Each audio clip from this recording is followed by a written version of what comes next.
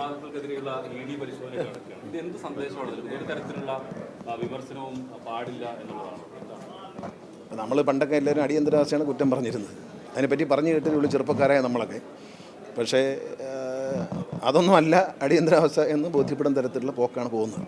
ഇതൊരു നല്ല കാര്യമല്ല. കാരണം ഈ വിമർശകരെയും സാഹിത്യകാരന്മാരെയും സൃഷ്ടാക്കളെയും ഒന്നും നമുക്ക് ബലം പ്രയോഗിച്ച് അമർച്ച ചെയ്യാമെന്ന് കരുതുന്ന ഒരു ജനാധിപത്യ സംസ്കാരത്തിന് ചേർന്നല്ല, ഒരു നല്ല കാര്യമല്ല. കാരണം ഇപ്പം അഭിപ്രായം പറയാനുള്ള നമ്മുടെ സ്വാതന്ത്ര്യം. ഇപ്പം എന്നെ വിമർശിക്കാൻ എല്ലാവർക്കും അധികാരമുണ്ട്. അതിന് അവരെ അടിച്ചമർത്താൻ കഴിഞ്ഞ ദിവസം ഞാനിവിടെ വരുമ്പോൾ ഇവിടെ ഇരുന്ന് ഒച്ച ഉണ്ടാക്കിയ ആൾ ഇന്നും ഉണ്ടായിരുന്ന സമരത്തിനിടയിൽ അയാളെ ഞാനിവിടെ നിന്ന് ഓടിച്ചില്ലല്ലോ, എനിക്ക് അധികാരമുണ്ടെന്നും പറഞ്ഞു.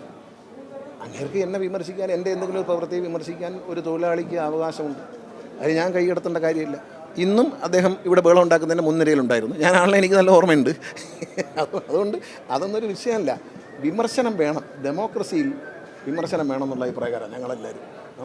അതിനെ കണ്ട് അസഹിഷ്ണുത പ്രകടിപ്പിച്ചിട്ട് കാര്യമില്ല, അതിന് ദേഷ്യപ്പെട്ടൊരു കാര്യമില്ല. പാർലമെൻറ്റ് അസംബ്ലിയിലും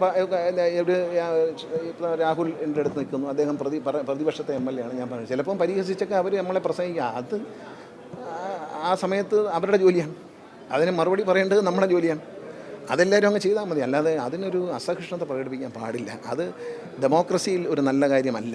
പിന്നെ മാത്രമല്ല, മനുഷ്യരല്ലേ, നമ്മളെല്ലാം അങ്ങോട്ടും കണ്ടും വീണ്ടും കിടക്കുന്നവരല്ലേ. എന്തിനാണ് ഈ വൈരാഗ്യം രാഷ്ട്രീയത്തിൻ്റെ പേരിലൊക്കെ? അതിലൊന്നും കാര്യമില്ല. ഞാൻ അതിലൊന്നും വിശ്വസിക്കുന്നില്ല.